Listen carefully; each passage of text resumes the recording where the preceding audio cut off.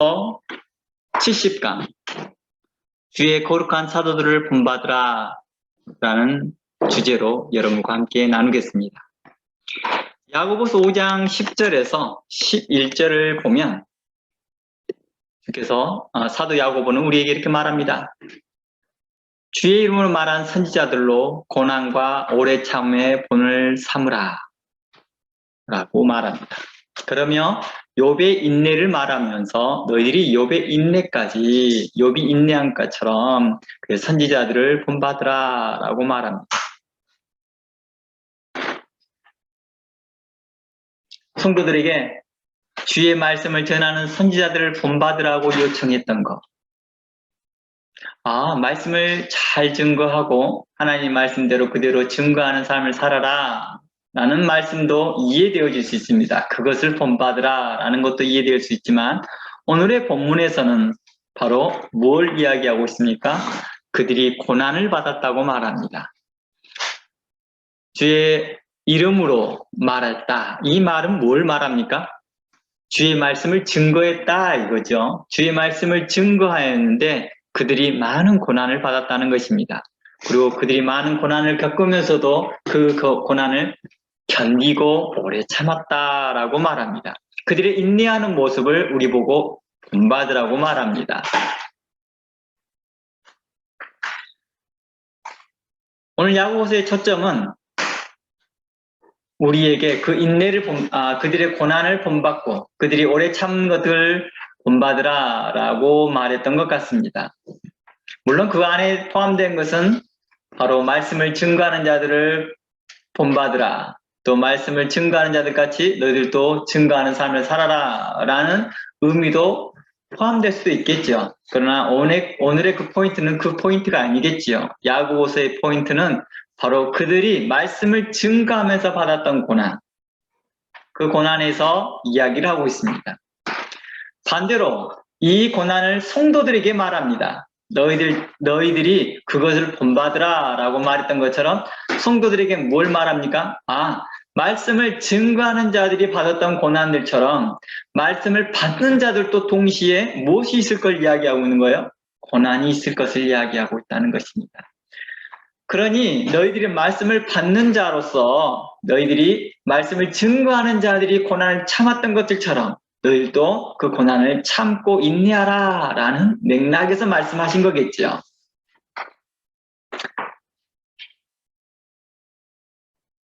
그래서 어떻게 이 말을 받아들이냐에 따라서 이 말이 영광스러운 말이고 감사한 일이도 되겠지만 반대로 왜 굳이 고난을 받고 인내하는 것을 본받아야 되나 하는 그런 반항심 섞인 반문을 하기도 합니다. 우리 마음에서요. 물론 바깥으로 내어서 말하시는 분도 있겠지만은 속에서 나도 모르게 이렇게 반항심이 생깁니다. 그리고 이런 반문이 생깁니다. 본받을 게 참 많을 텐데 굳이 고난을 겪으면서 오래 참았던 것을 본받으라고 할까? 예를 들어서 말씀을 증거하는 자들의 그 선행을 본받으라. 말씀을 증거하는 자들의 그 불과 같은 그런 마음들을 본받으라.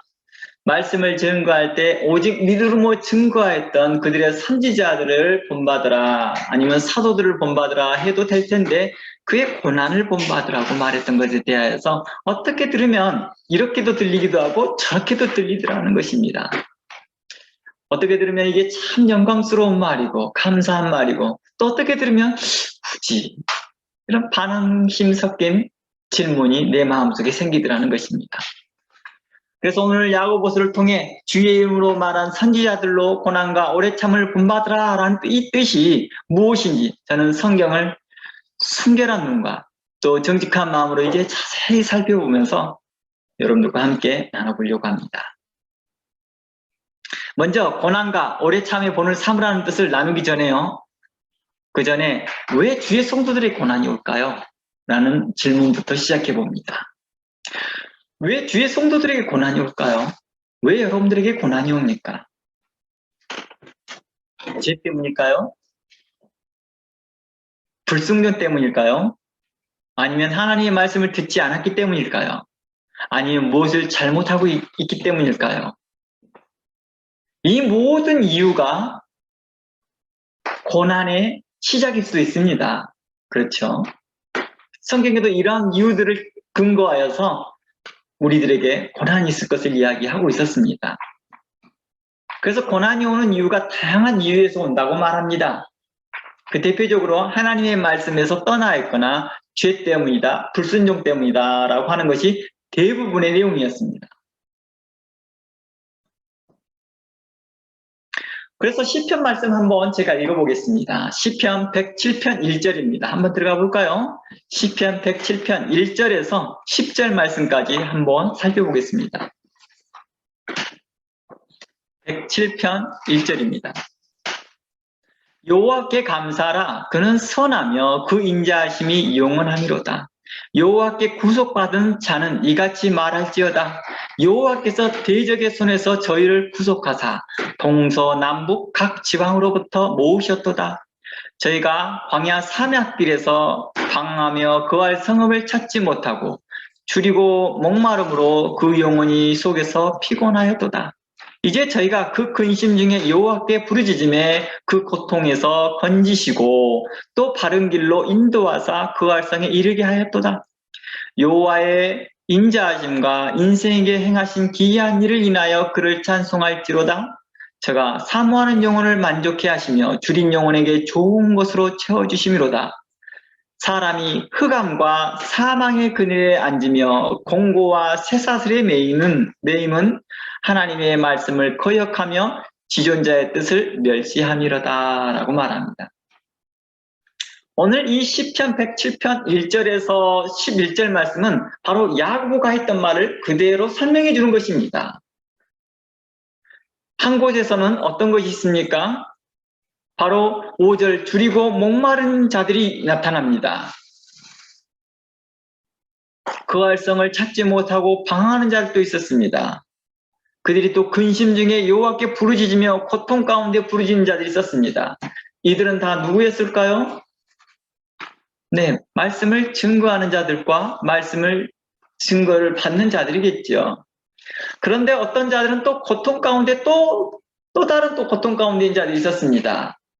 바로 10절에서 흑암과 사망의 그늘이 아니며 공고와 쇠사슬에 매였다라고 말합니다.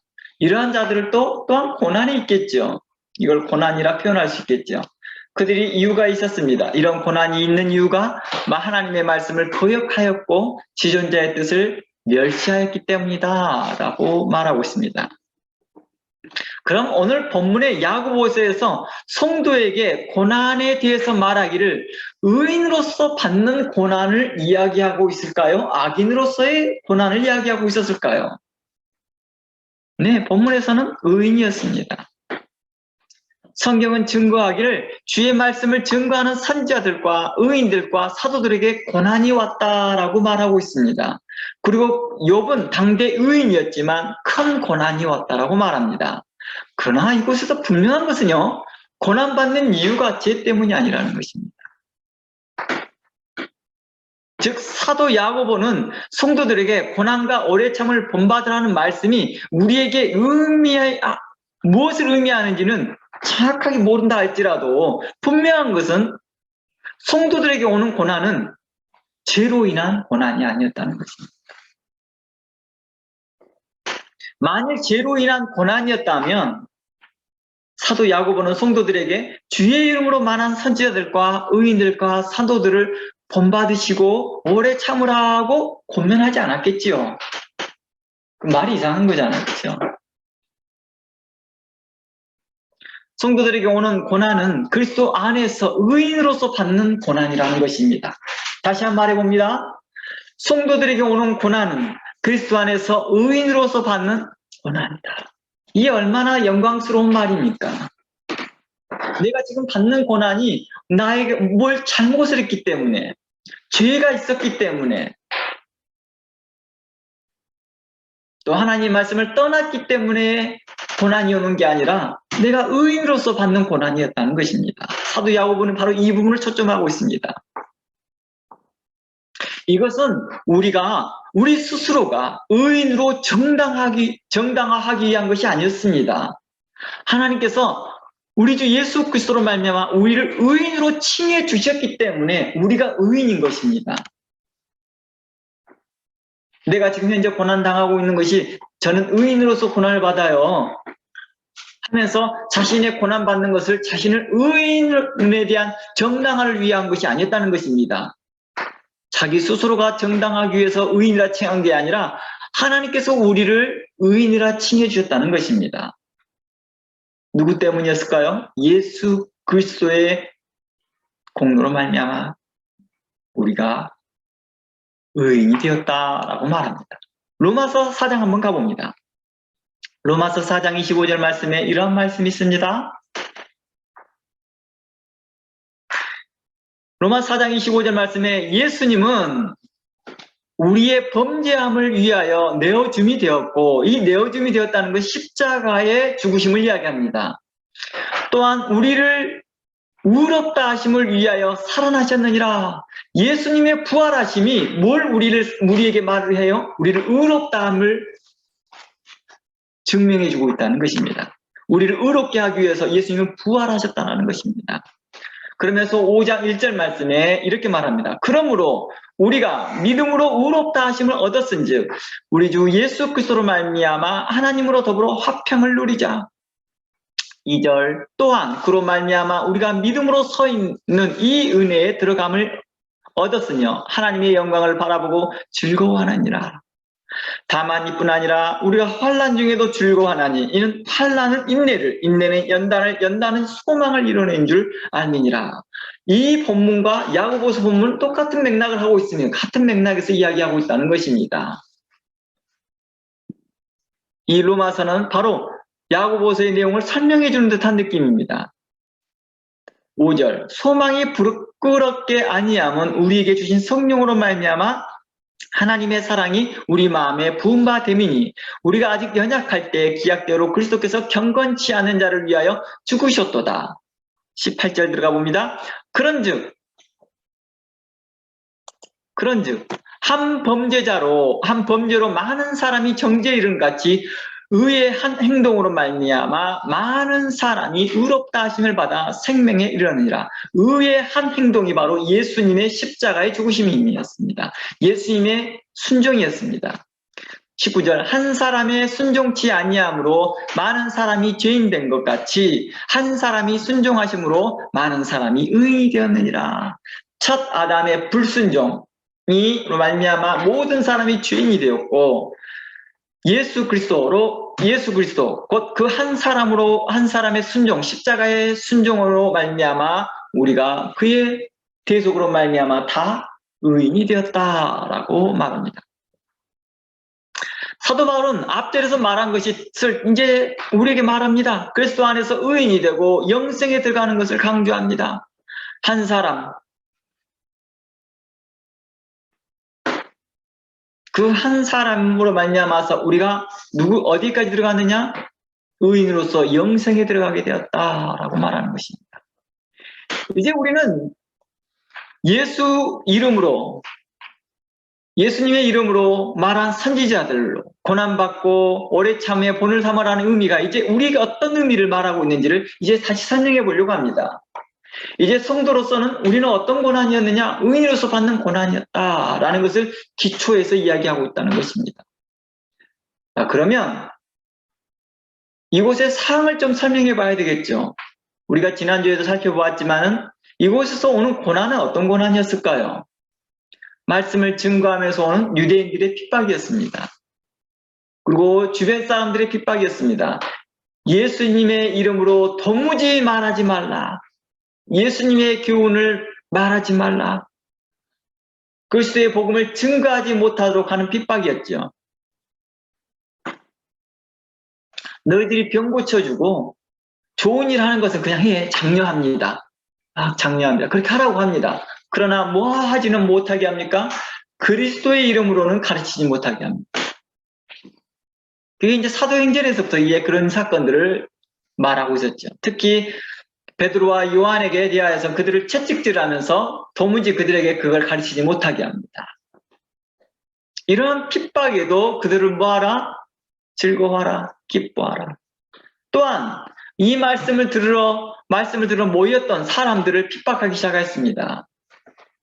그래서 그들이 모였던 장소가 우린 잘 알려는 카타굼이라는 그 동굴에서 모여서 예배를 드리고 하나님의 말씀을 사모했던 자들이 들었습니다. 그들은 처음부터 카타굼에 모인 게 아니었습니다. 회당에서 모였고 함께 회당에서 하나님의 말씀을 듣고 베드로의 설교를 듣고 요한의 설교를 들었습니다. 그러나 유대인의 핍박과 함께 여러 저기에서 고소당하고 또한 하나님의 말씀을 회당에서 다 듣지 못하니까 그들이 따로 모여서 들었습니다. 마가의 다락방에서 모여서 들었던지 또한 카타쿰이라는 동굴에 모여서 따로 들었습니다. 회당에도 다니기도 하고 또 어디도 다니기도 카타쿰도 다니기도 하고 어느 가정의 집에 들어가서 말씀 함께 배웠다는 것입니다. 사도들을 청빙해 놓고요. 그리고 안식일이 되면 그들이 또 토요일날 회당에 가서 하나님께 예배를 드렸습니다. 그리고 또 다시 나와서 그들이 주중에는 또 말씀을 들었고 사도들에게 말씀을 들었다는 것입니다. 이렇게 초기에는 그렇게 흘러갔어요. 그러는 동안에 많은 핍박이 있었기 때문에 그들이 드러내놓고 예수님을 믿지를 못했다는 것입니다. 그래서 숨어서 믿었던 거죠. 그러니까 이런 많은 핍박들이 있어 왔다는 것을 이야기합니다. 그리고 그들을 고발하고 고소했던 자들, 같은 유대인들이었겠죠. 예수님을 믿지 않은 자들이었죠. 또 거짓 형제들 중에서 있었겠죠. 배신한 자들이죠. 바로 이들을 통하여서 많은 고난들이 있었다는 것입니다. 이러한 고난이 여러분들이 잘못했기 때문이냐? 그렇지 않습니다. 예수를 믿는 건 잘못이 아닙니다. 예수 그리스도의 복음을 증거하는 것이 잘못이 아닙니다. 예수 그리스도의 복음을 믿는 것이 잘못이 아닙니다. 여러분들이 받는 그 고난은 의인으로서 받는 고난입니다. 라고 말하고 시작하고 있다는 것입니다. 그러니까 우리가 지금 현재 말하고 있는 일반적인 우리가 생각하는 그 고난하고 비교해 봤을 때 좀 차별이 돼 있다는 것입니다. 그 내용은 아마 다음 주에 좀 이야기하지 않을까 싶습니다. 베드로전서는 그 말을 하거든요. 죄가 있어 고난을 받으면 무슨 너에게 유익이 있겠느냐. 그럼 오늘 야고보서의 초점은 우리에게 말하고자 하는 것은 의인으로서 받았던 이 고난에 대해서 이야기하고 있는 것입니다. 성도로서 받는 고난. 이게 얼마나 영광스러운 고난이라는 거냐. 자기의 죄가 있어서 받는 고난에 대하여서 참 부끄러운 줄 알아야 되겠죠.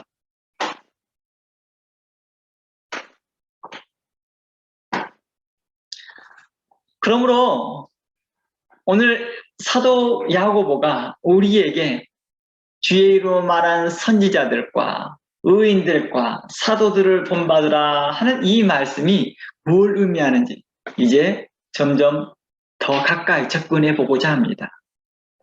우리가 이미 밝히 알게 되었습니다. 그 의인들이 받았던 그 고난을 본받는 것이 참으로 존귀한 일이구나, 복된 일이구나 라는 것입니다. 본받다라는 의미가 어떤 의미입니까? 본받다라는 것은 그의 제자가 된다는 뜻입니다. 그의 제자가 된다는 뜻이에요. 그리고 본받다라는 것은 그들의 삶에서 멘토를 삼았다라는 것입니다.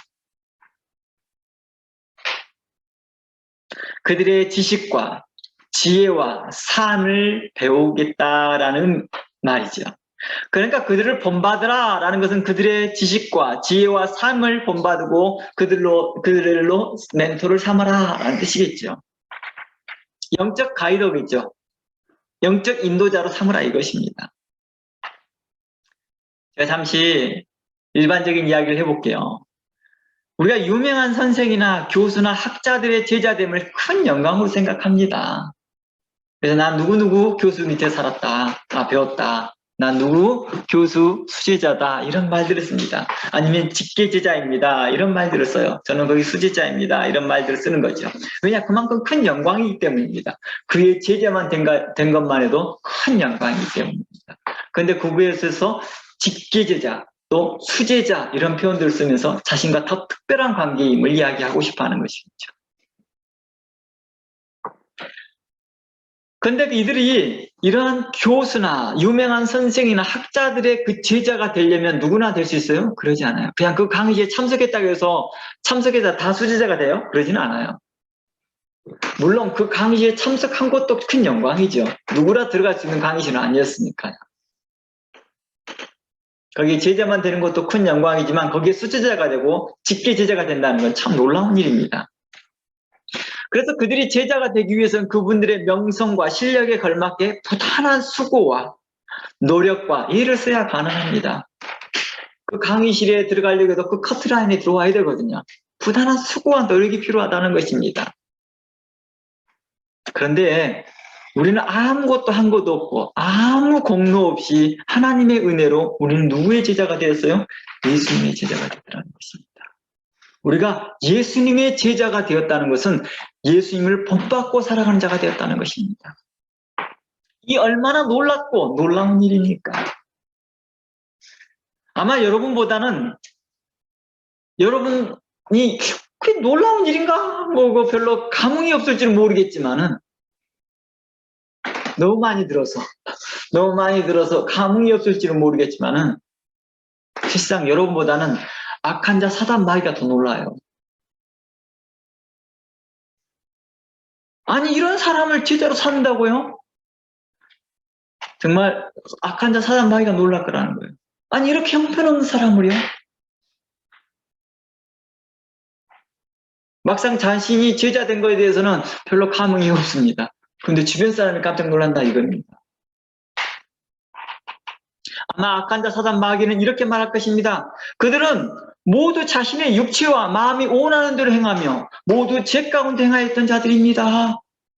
그들은 세상 풍조를 따랐으며 그들은 심지어 저희들을 악한 자 사단 마귀인 우리들을 따랐던 자들입니다.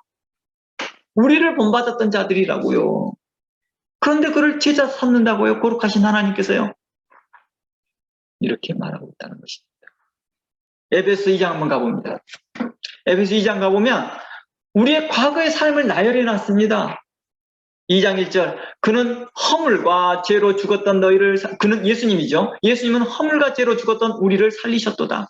그때 너희는 그 가운데서 행하며 이 세상 풍조를 따르고 공중 권세 잡은 자를 따라다녔으니 지금 곧 지금 불순종의 아들 가운데 역사하는 영이라. 전에는 우리도 다 그 가운데 육체의 욕심을 따라 지냈으며 육체의 마음이 원하는 것을 하며 다른 이들과 같이 본질상 진노의 자녀였다. 이 말은 무슨 말이에요? 그 진노의 제자였다는 것입니다. 긍휼이 풍성하신 하나님이 우리를 사랑하신 그 큰 사랑을 인하여 허물로 죽은 우리를 그리스도와 함께 살리셨고 너희는 은혜로 구원을 받은 것이라. 또 함께 일으키사 그리스도 예수 안에서 함께 하늘에 앉으시니 이는 그리스도 안에서 우리에게 자비하심으로 그 은혜의 지극히 풍성함을 오는 여러 세대에 나타내려 하심이라. 너희는 그 은혜에 의하여 믿음으로 말미암아 구원을 받았으니 이것은 너희에게서 난 것이 아니요 하나님의 선물이다라고 말합니다. 우리가 사도들을 본받을 수 있고 선지자들을 본받을 수 있고 의인들을 본받을 수 있고 예수 그리스도를 본받을 수 있는 그런 자격을 부여받았다 이 말입니다. 무엇으로 말미암아요? 하나님의 은혜로 말미암아서요. 그냥 선물로 주셨다는 거예요. 우리는 애쓰지 아니하고 수고도 하지 아니하고 길쌈도 하지 아니하였으나 하나님께서 주셨다는 것입니다. 이 얼마나 놀라운 은혜입니까? 우리가 이 모든 은혜를 받고도 우리는 뭐합니까? 감사치 않고 있다는 것입니다. 고린도서 1장 26절들에 이렇게 말합니다. 고린도서 1장 26절 형제들아 너희를 부르심을 보라. 고린도서 1장 26절입니다. 형제들아 너희 부르심을 보라. 이 부르심이 뭐예요? 제자로서 부르심이겠죠. 의인으로서 부르심이겠죠. 육체를 따라 지혜로운 자가 많지 아니며 능한 자가 많지 아니며 문벌 좋은 자가 많지 아니하도다. 그러나 하나님께서 세상에 미련한 것을 택하사 지혜 있는 자들을 부끄럽게 하시려고 세상에 약한 것들을 택하사 강한 것들을 부끄럽게 하려고 하여 했느니라. 하나님께서 세상에 천한 것들과 멸시받는 것들과 없는 것들을 택하사 있는 것들을 폐하려 하심이니라. 이는 아무 육체도 하나님 앞에 자랑하지 못하게 하려 하심이니라. 이 말이 무슨 뜻이냐? 이 말의 초점은 하나님의 그 부르심은 사람을 외모로 판단하지 않으신다라는 것입니다. 어떠한 외적인 조건에 의해서 근거해서 우리를 부르거나 선택하지 않으셨다는 것입니다.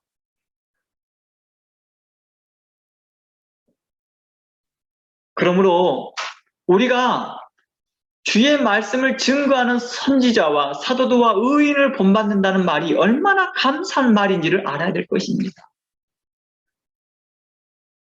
우리가 본받는 대상이 주의 말씀을 증거하는 선지자들과 의인들과 사도들이기 때문에 감사한 것도 있지만요, 더 감사한 것은요, 우리가 그들을 본받을 수 있는 자격이 된다는 것이죠. 내가 그런 자격이다니.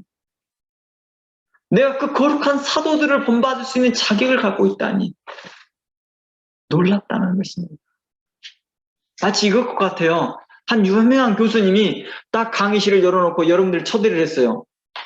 강의를 하면서 첫 강의가 이런 거예요. 여러분들도 저처럼 유명한 교수가 될 수 있습니다. 유명한 학자가 될 수 있습니다. 하면서 학생들에게 격려하는 말과 똑같다는 거예요.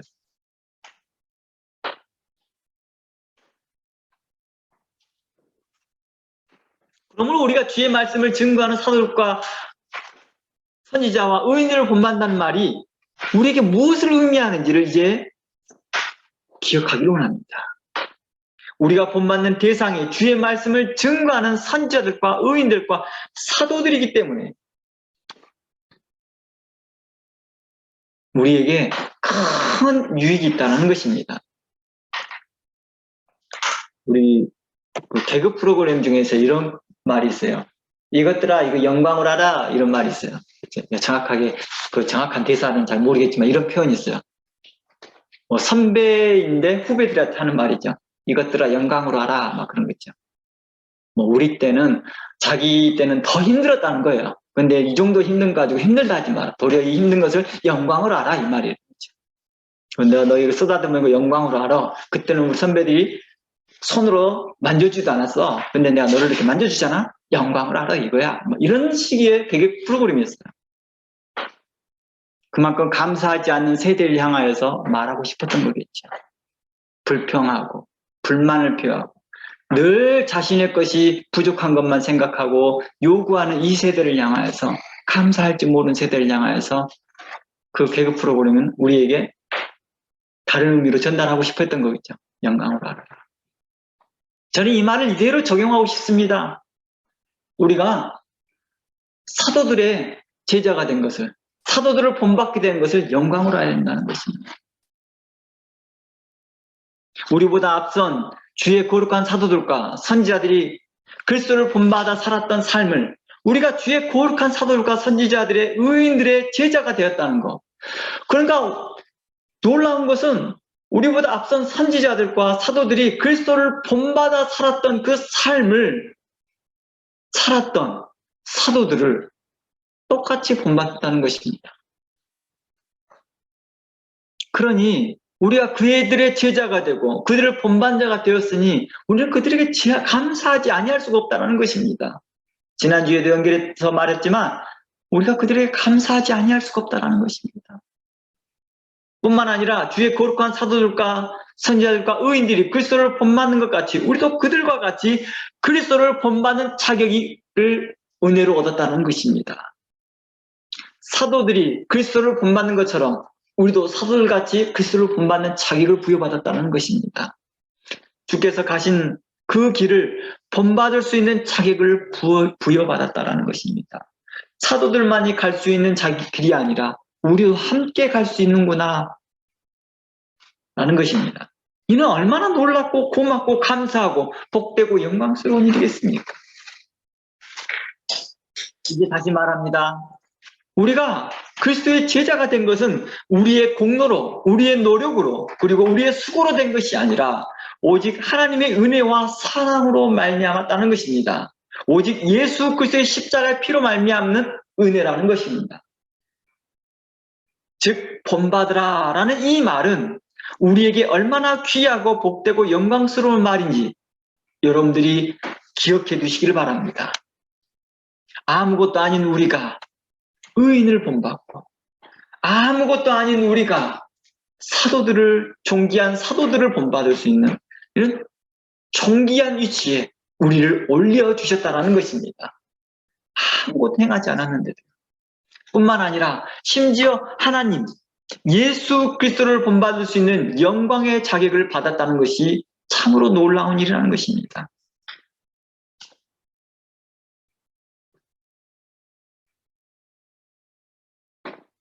바로 이러한 놀라운 영광의 위치에서 우리에게 말합니다. 그들의 고난을 받았던 것들을, 인내하였던 것들을, 너희도 고난을 당할 때 기쁨으로 그 고난을 받아라. 영광으로 알아라. 사도들이 고난 받았던 것들처럼 너희도 그 고난 받을 때 그 영광으로 알아, 이것들아. 이 말인 거죠. 불평하지 말고, 불만 내세우지 말고 영광으로 알아라. 이 감사할지 모르는 이 세대들아, 영광으로 알아라 라고 말하고 있었던 것이죠. 주의 사도들과 선지자들과 의인들이 미리 어떻게 주를 본받아 살아야 할 것인지를 먼저 우리에게 본을 보이셨다는 것은 참으로 감사할 일이죠.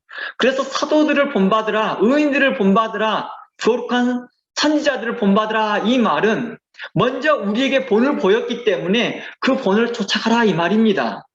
이는 참으로 놀라고 감사한 일입니다. 왜냐고요? 이는 시험 보는 자에게 마치 모범 답안지를 보이고 따라오게 하는 것과 똑같은 거거든요. 시험 범위는 있어요. 근데 어느 것이 나올지는 몰라요. 그런데 모범 답안지를 딱 보여주면서 이렇게 나와 하고 보여준 것과 똑같다는 거예요. 저희 한국에서 제가 이제 운전 시험을 몇 번 이렇게 치른 사람들 옆에서 지켜봤거든요. 저는 이제 한국에서 운전을 안 하려고 했기 때문에 운전 시험 자체를 보질 않았어요. 근데 다른 분들이 시험 볼 때 한번 이렇게 따라간 적이 있었어요. 근데 여러 번 떨어지더라고요. 그래서 한 분이 그러더라고요. 영어 선생님이셨거든요. 그 선생님이 그러더라고요. 와, 운전면허 시험 합격하는 게 고시 공부하는 거 더 어려운 것 같아. 나 교사 임용될 때 한 번에 붙었는데 나 이거 벌써 3번째야. 이렇게 말하는 거예요. 더 어려운 것 같다. 떨어뜨리려고 작정을 하고 만든 문제 같다라고 말하는 운전면허 시험. 그때 당시에는 그랬어요. 지금은 어땠는지 모르겠지만 많이 달라졌겠죠. 근데 뉴질랜드에서는 보면 좀 놀라운 걸 발견했습니다. 뉴질랜드 운전 필기 시험 어땠어요? 미리 모범 답안지를 다 보여주잖아요. 그쵸? 모범 답안지를 딱 보여줘요. 로드 코드라는 책을 딱 줘요. 그 이대로 나와, 이 문제가. 그 문제가 이대로 나와요. 심지어 순서도 안 틀리게 나와요. 그리고 이것을 문제를 보고 뭐 하게 합니까? 다 합격시키려고 하는 것입니다. 그러니까 시험에서 그들을 떨어뜨리게 하는 목적이 아니라 그들의 그 모범 답안지를 반복해서 외우고 그것을 지식으로 남아서 진짜 운전대를 잡고 실습할 때 운전과 도로에서 빨리 적응하게끔 하고자 하는 목적이었습니다. 그리하여 필기시험을 통해 러너를 취득한 사람들을 뭐 합니까? 바로 풀라이센스를 가진 슈퍼바이저가 돼서 항상 그 곁에서 운전을 가르쳐줍니다. 그래서 운전 교수를 전문으로 하시는 분들을 통해서 실제적인 운전을 배우거나 또는 가족 중에서 가능한 사람을 통해 우리 생활 속에서 운전을 하면서 배우더라는 것입니다. 마치 모범 답안지를 딱 주면서 이대로 따라와. 그러면 적응할 수 있어. 쉽게 취득할 수 있어. 라고 하는 것 같아요. 저도 이곳에 와서 운전면허 실기시험을 한 번에 합격했거든요. 그것도 영어로 보는데도, 영어가 충분하지도 않은데도 그냥 그 내용만 달달달 외워와서, 물론 문제가 100문제다 하면 그 100문제에서 한 2, 30문제가 나왔으니까 거기서 추려서 100문제를 다 외우면 2, 30문제가 나오더라도 다 맞출 수 있는 거겠죠. 그 목적이 뭐예요? 암기하고 그대로 따라가고자 하는 것이죠.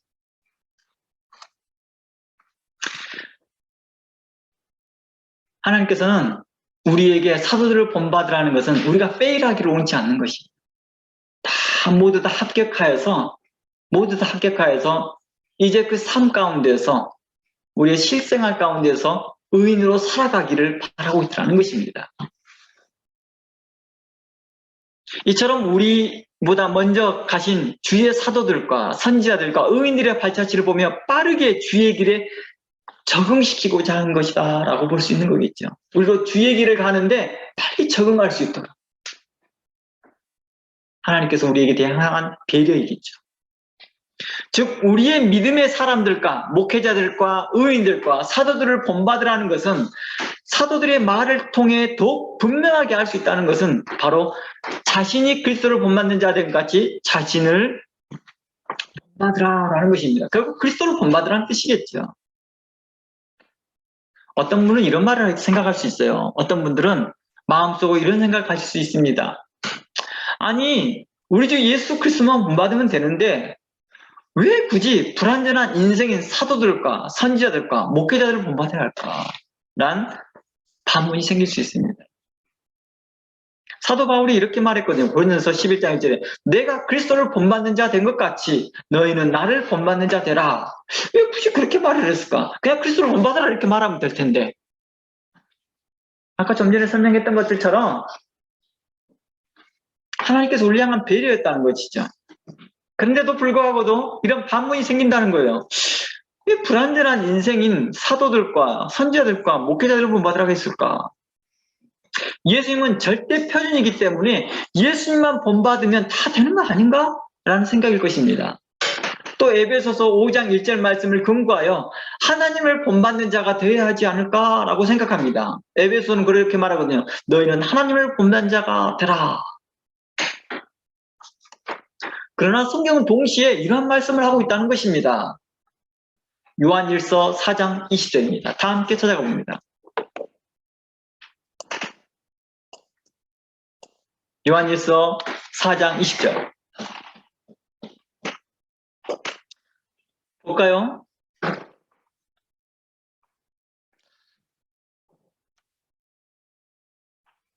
누구든지 하나님을 사랑하노라 하고 그 형제를 뭐 하는 것입니까?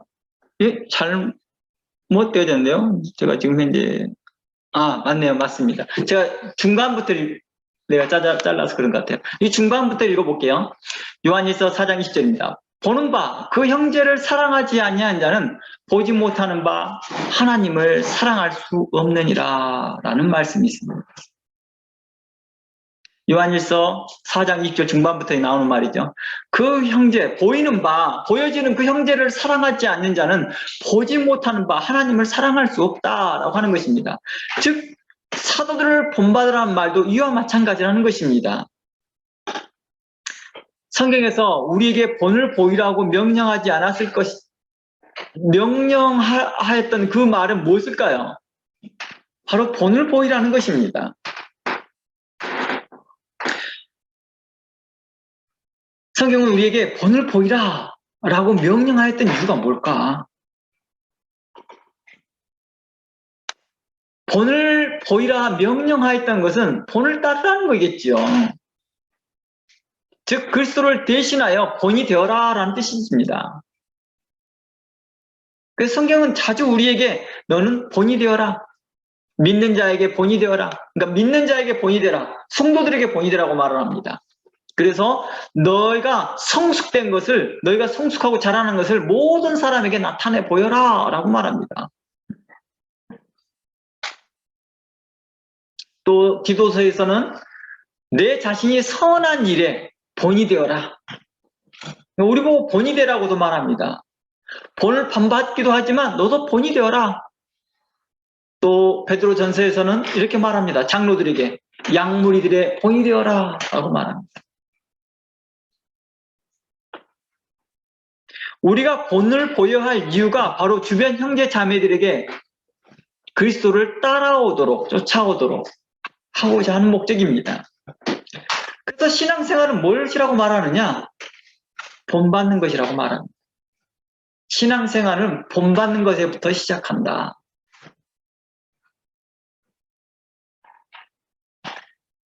신앙생활은요, 자고하고 살아가는 게 아니거든요. 덕불장군이 있는 게 아니거든요. 서로 본받게 하였다는 것입니다. 그리고 우리가 서로 하나됨을 알게 하였습니다. 본받는다라는 것은 형제를 사랑한다에 대한 개념에서 출발하고 있다는 것입니다. 보이는 바 그 형제를 사랑하지 않고서 어떻게 보이지 않는 바 하나님을 사랑할 수 있느냐 한것 같이 어떻게 보이지 아니한 하나님을 본받을 수 있겠느냐 어떻게 보이지 아니한 그리스도를 본받을 수 있겠느냐 보이는 그리스도의 사람들을 믿음의 사람들을 복음의 사람들을 그리스도의 사도들을 본받으라라는 뜻이었습니다.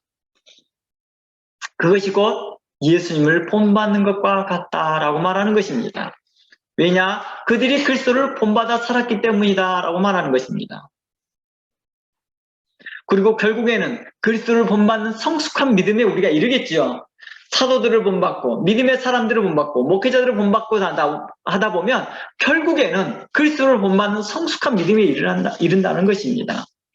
그리스도께 인도하는 나침반과 같은 역할도 결국 우리도 하더라는 것입니다. 즉 우리가 본이 될 뿐만 아니라 우리가 본받을 뿐만 아니라 우리도 본이 되는 것은 우리가 나침반을 따라갈 뿐만 아니라 나침반의 역할도 또 해주더라는 것입니다. 성경은 우리에게 반복해서 우리를 인도하는 믿음의 사람들을 본받으라고 권면합니다.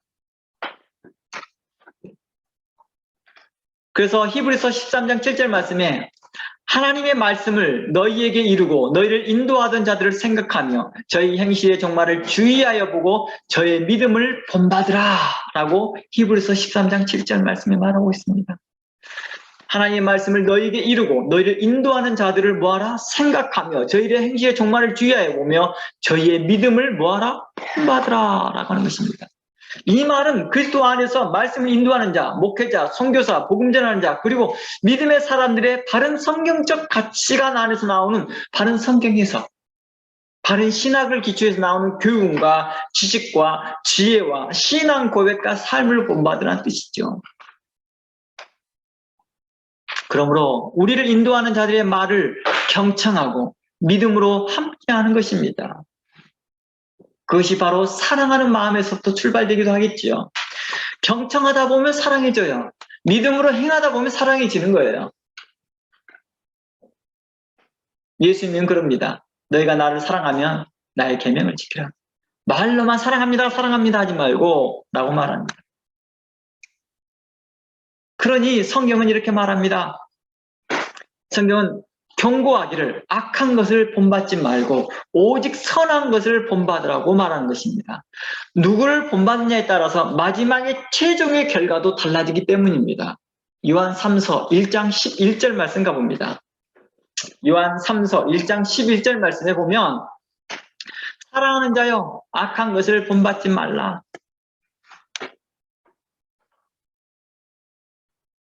선을 행하는 자는 하나님께 속하고 악을 행하는 자는 하나님을 뵙지 못할 것이다. 최종적으로 뭘 해요? 악한 것을 본받았을 경우에 최종적인 것은 하나님을 보지 못한대요. 하나님을 보려고, 하나님을 만나려고, 하나님 나라에 들어가려고, 하나님 나라에 상속받으려고 신앙생활을 하고 예수님을 믿었는데 결국 못 봐요. 그래서 이러한 것을 마태복음 23장 말씀에서는 너희를 누구를 본받지 말라? 바리새인과 서기관들을, 외식하는 서기관과 바리새인들을 본받지 말라.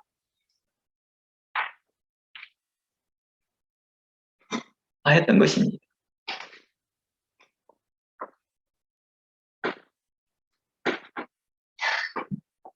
그럼 성경은 우리에게 자주 본받으라는 말들을 반복해서 이야기하고 있다는 것입니다.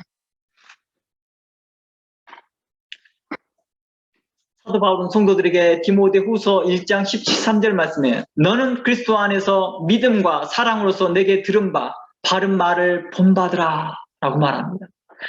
디모데후서에서 말하고자 하는 게 뭐였습니까? 1장 13절에서요.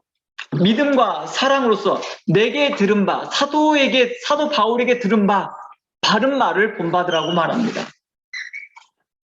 한번 제가 읽어볼게요. 디모데후서 1장 13절이요.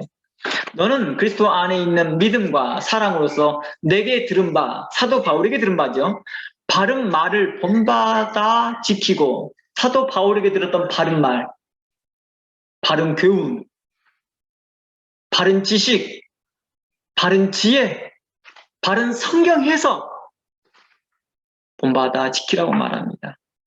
14절 우리 안에 거하시는 성령님으로 말미암아 내게 부탁한 아름다운 것을 지키라.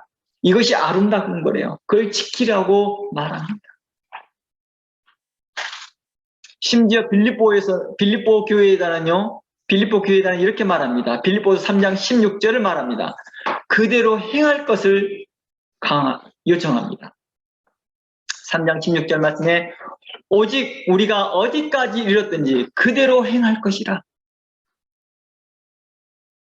사도 바울이 말하기를 우리가 어디로 가든지 너희는 따라오고 우리가 어떻게 이르든지 간에 그걸 믿음으로 행하라는 것입니다.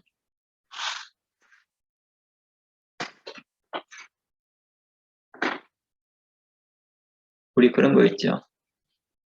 이 교회를 제가 해보면서 이 뉴질랜드에서 교회 협력만 해도 참 오래 한 17년 정도 했으니까요. 교회 협력을 수많은 교회들을 협력을 해보면서 느끼는 게 그렇죠. 교회에 분쟁이 있고 다툼이 있는 교회들, 또 교회가 와야 되는 교회를 보면 참 성도들이 믿음이 없음을 참 많이 발견해요. 목회자가 조금만 목회자의 조금만 불편한 생각이 들어지면 뭐합니까? 그냥 흩어져 버립니다. 목회자가 이렇게 하자, 저렇게 믿음으로 우리 행하시기를 원합니다 라고 하면 그 말에 듣기를 원치 않은 사람들은 바로 떠나버리더라고요. 이게 어디로 가든지 그냥 교회를 출석하는 목적이 분명하더라고요. 그분들은요. 자신이 원하는 교회가 있더라고요. 아예 처음부터. 그리고 자신이 원하는 교회 모형을 딱 만들어 놓고 그 모형에 맞춰 살더라고요. 우리가 결혼도 그러더라고요. 결혼도 자기가 원하는 남편상이 따로 있어요. 아내상이 따로 있어요. 그리고 그것을 맞춰놓고 거기에 안 맞으면 뭐합니까? 떠나는 것입니다. 쉽게 배신하고요. 우리가 이러한 모습들이 우리 속에서 아주 발견되더라는 것입니다. 우리가 왜 이럴까요? 하나님께서 원하는 것보다도 자신이 원하는 게 기준이 너무 많이 많으니까 그러겠죠. 우리는 말로만 하나님께 감사하고, 우리는 말로만 사도들에게 감사하고, 우리는 말로만 목회자들에게 감사하고 있지 않습니까? 성도로서, 그리고 그리스도인으로서, 그리고 그리스도의 제자로서 그 은혜에 감사하는 대상에게 진심으로 우리는 감사하고 있습니까? 와, 우리가 그 제자가 되었다니. 아, 내가 그분을 본받는 자의 위치에 있다니. 이게 그런 감격이 있는 것보다 그냥 자신에게 있는 걸 당연하게 생각하고 그 은혜를 알지 못하는 자들에게 대하여 성경은 이렇게 말합니다.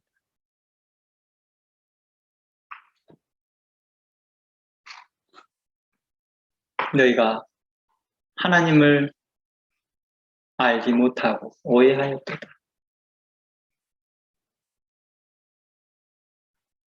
아, 너는 오직 하나님만 사랑합니다. 저는 오직 하나님만 사랑합니다. 라고 할 때 요한일서는 이렇게 말합니다.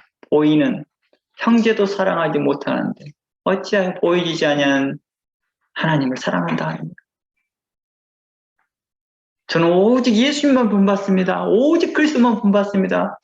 저는 오직 예수님의 제자입니다. 누구의 제자도 되기를 싫습니다. 라고 했던 자들에게 보이는 말씀을 증거하는 자들도 본받지 못할지언정 어찌 보이지 아니하는 그리스도를 하나님을 본받는 자느냐 함과 같을 것입니다. 우리에게 의미하는 바가 매우 클 겁니다. 우리가 그리스도께서 우리에게 본을 보이셨고 그 본을 따라 자치를 따라갔던 사도들과 의인들과 선지자들을 본받아서 오늘날 우리에게까지 왔다는 것입니다. 우리까지 이 복음이 미쳤다는 것입니다. 우리는 그들에게 감사해야 됩니다. 사도들과 의인들에게, 믿음의 사람들에게. 또한 가까이 있는 우리에게 귀한 목회자들이 많이 있습니다. 특히 우리 한국을 이끌었던 믿음의 귀한 목회자들에게 감사해야 됩니다. 또 많은 신학자들, 더 멀리는 독일이나 미국이나 유럽에 있는 많은 신학자들에게 감사해야 되는 거겠죠. 복음 전하는 자들에게. 그리고 더 가까이는 여러분들이 섬기는 목회자들과 주변에 있는 목사들과 주변에 있는 선교사들과 주변에 있는 믿음의 사람들에게 감사해야 될 것입니다. 또한 여러분의 주변에 가까이 있는 믿음의 선배들에게도 감사해야 할 것입니다. 제가 신앙생활 하다 보니까 가장 믿음의 신앙생활의 가장 중요한 시기가 신앙생활의 1, 2년 같은데 그때 어떤 사람을 믿음의 삶을 본받느냐에 따라 달라지더라고. 믿음의 생활이. 그분들의 영적 멘토로 삼고 함께 그분들과 함께 호흡하면서 배워나가는 것 같더라고요. 그런데 어느 정도 성숙하면 이제 자기 혼자 쓴 것처럼 착각하고 살아가는데요. 그러지 않았으면 좋겠습니다. 그들에게 한 번씩 안부 인사라도 하면서 감사합니다. 고맙습니다. 내가 주의 이름으로 감사함을 전합니다. 주의 이름으로 안부를 전하며 주의 이름으로 사랑을 전합니다. 라고 여러분들이 함께 감사하는 마음을 가졌기를 원합니다. 저는 이 말을 이렇게 표현해 보겠습니다. 보여지는 부모에게도 효를 다하지 못하는 자가 어찌 보이지 아니한 하나님께 효를 할 수 있겠습니까? 이러한 마음들이 이러한 성경적 가치관을 가지고 있으면 우리가 가까이 있는 세상의 부모님에게도 감사하게 되고 우리 주변에 있는 선생님들에게도 또 우리 주변에 있는 직장 상사들에게도 감사하게 되는 거겠죠. 모든 일이 감사할 것들이 넘쳐나더라는 것입니다. 뭘 못 받아서 불평 불만이 아니라 너무나 많은 감사할 일이 너무나 많다는 거죠.